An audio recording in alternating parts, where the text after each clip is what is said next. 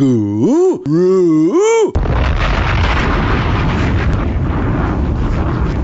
Kill the guru. What do you think of all the sort of hysteria surrounding sugar? Because if there's like an underlying kind of assumption of that kind of carbs aren't good for you, there's a basically very blatant alarmism over sugar now, and it's everywhere, right?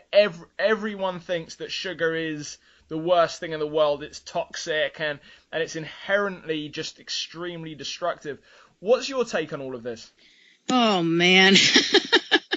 Yeah, you're right. It's everywhere. I mean, you have your vegan types like Mark Hyman and Joel Furman jumping on the sugar addiction bandwagon. And of course, all of the low carbers have pretty much been on there, but that wagon for a while, but it just exploded with, I can't believe it. It was back in 2009 already. I think it was that Lustig put that fructose video up on YouTube, went viral, and everybody's like, "Oh, sugar, it's toxic. It's like cocaine. Yeah, look, it lights up the brain scan." Kill the guru. I wrote an ebook called Restriction Addiction. When I wrote that book, I delved headfirst into all of the food addiction literature, and basically, probably 90% of that is regarding sugar addiction, and I don't buy it. I don't buy it on a common sense level,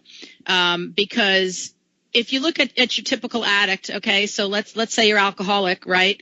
If you have an alcoholic friend who's in Alcoholic Anonymous, right? So they're abstaining from alcohol and they come to your house, and so instead of serving wine with dinner because that's what they used to drink, are you going to say, okay, here, have a light beer?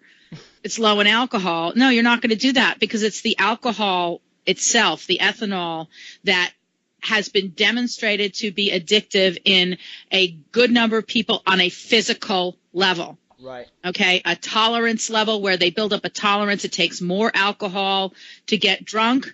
And then once that level becomes the new normal, so that when you stop drinking, you crave the alcohol to minimize these with the physical withdrawal symptoms. This is real physical dependence, tolerance, and all that. Right. This does not happen with sugar.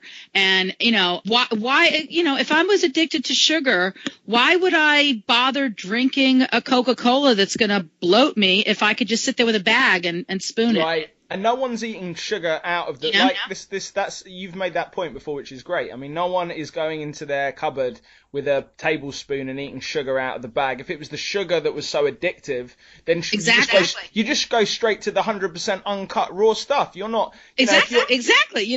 Why are you going to concern yourself with that? Right. And it's going to be cheaper. I mean, especially sugar, this notion that it is inherently, fattening is ridiculous.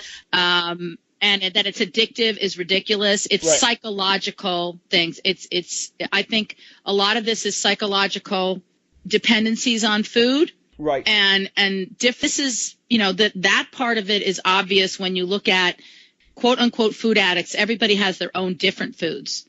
Right. So it can't just be food, and it can't be carbohydrates, because some people prefer chocolate, but some people prefer more like the sweet candies or the sodas. And Evelyn, isn't it fair to say, it occurs to me that rather than food being an addictive, it's much less exotic than that or extreme than that. It's just that certain foods are more palatable, right? That's how it comes exactly. to me. I first came across this with Stefan Guyana, and he was talking about the palatability of foods, and then other people have talked about it. And it just seems to me that, if you add a bit of sugar and then maybe a bit of fat to something, it does make it more palatable, a bit of salt, some of these things that increase or the mouthfeel. So isn't it just that these things are enjoyable? And he's been abused mightily in some corners for just bringing this area of research up.